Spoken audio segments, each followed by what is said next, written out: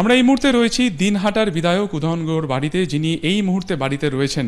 কিছুক্ষণ আগে যে খবর সামনে এসেছে, নির্বাচন কমিশনের তরফে ঠিক রাত পোহালে যেখানে নির্বাচন, ঠিক তার আগে বিধানসভার মধ্যেই তার গতিবিধিকে নিয়ন্ত্রণ রাখা হয়েছে। নির্বাচন কমিশনের যে নির্দেশ সেটা তো মান্যতা দিতেই হবে। তবে এগুলো ভালো একটা উদাহরণ হয়ে থাকছে যে কেউ 48 ঘন্টা আগে, নির্বাচনের 48 ঘন্টা আগে কাউকে তার মুভমেন্ট রেস্ট্রিক্ট করবার জন্য আবেদন করলে পরে নির্বাচন কমিশন সাড়া দেবেন। ভবিষ্যতে এটা বিভিন্ন জায়গায় কাজে লাগবে, বিভিন্ন দলের কাজে লাগবে, একটা উদাহরণ হয়ে থাকবে। নিশীথ প্রামাণিক আর্জি জানিয়েছিলেন, সেই পরিপ্রেক্ষিতেই আপনার গতিবিধি নিয়ন্ত্রণ করা হলো। যদি কোনো সংঘর্ষের ব্যাপার হয়ে থাকে, যদি কোনো গোলমাল হয়ে ব্যাপার থাকে, তাহলে তো আমরা দুজনেই ছিলাম সেখানে।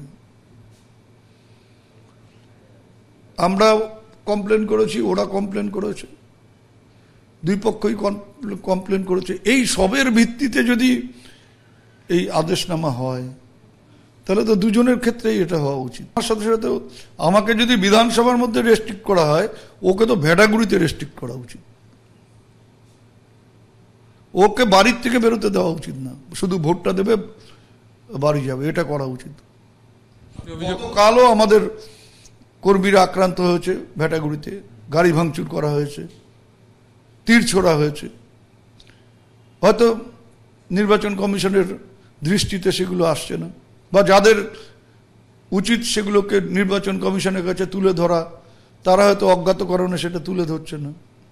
আপনি অভিযোগ করছিলেন যে প্রয়োজনে আপনার বাড়ি এবং নিশীথ প্রামাণিকের বাড়িও সার্চ করা। এখনো বলছি যে শান্তিপূর্ণ নির্বাচন করার ক্ষেত্রে যদি উদয়ন গুহর মুভমেন্টকে রেস্ট্রিক্ট করা হয়, আরও শান্তিপূর্ণ নির্বাচনের গ্যারান্টি আমি দিতে পারি যদি আমাদের দুজন, যেহেতু আমি প্রার্থী না হলেও আমার নামটা উঠে এসছে, ভেসে উঠেছে, তো সেক্ষেত্রে আমার হচ্ছে আমাদের দুজনের বাড়ি না আজকে বিকেলের মধ্যে সার্চ করা উচিত।